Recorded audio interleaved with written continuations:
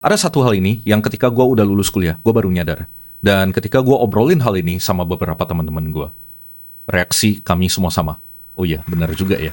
Nah, simpelnya gini, ketika gue nanya ke kalian, tujuan kalian kuliah itu apa? Gue yakin kebanyakan dari kalian bakal jawab, tujuan kami kuliah itu adalah untuk bisa kerja. Oke, kita setuju ya, kalau tujuan kita kuliah adalah untuk kerja. Tapi, kenapa ketika kuliah dulunya, kita nggak pernah diajari untuk bikin CV, kita nggak pernah diajari untuk mencari pekerjaan yang tepat, kita nggak pernah diajari untuk pengembangan karir kita nggak pernah diajari juga untuk interview itu gimana kita punya etika profesional dalam pekerjaan dan lain sebagainya. Gue yakin argumen dari pihak universitas adalah, ya, mahasiswa kan harus mandiri.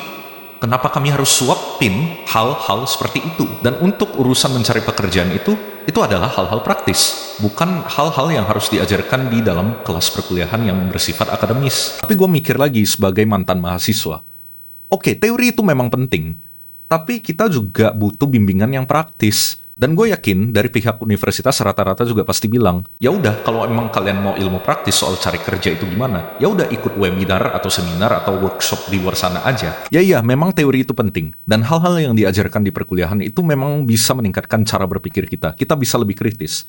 Kita punya pola pikir yang lebih baik. Dan secara gak langsung kita belajar soft skill seiring waktu berjalan selama kuliah.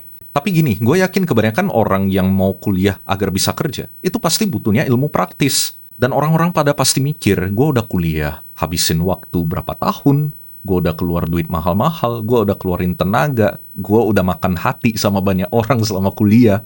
Tapi kenapa gue bingung ya kalau mau nyari kerja itu gimana ya? Kok gue ngerasa rugi banget ya kuliah? Dan bahkan gue pernah menemukan satu pernyataan ini yang mind-blowing dari seorang dosen. Dia bilang, kalau memang tujuan kuliah itu agar orang bisa bekerja, tapi orang yang udah lulus kuliah dan nggak dapat kerja, apakah orang tersebut berhak nuntut ke universitasnya karena gagal untuk mencari pekerjaan?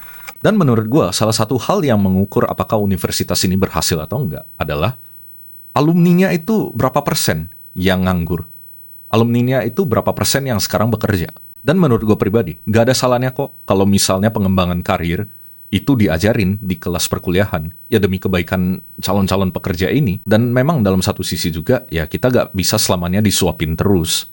Ya kita harus nyari tahu sendiri. Tapi balik lagi, gak ada salahnya kok untuk ngajarin untuk cara mencari pekerjaan yang oke. Gimana menurut kalian soal hal ini?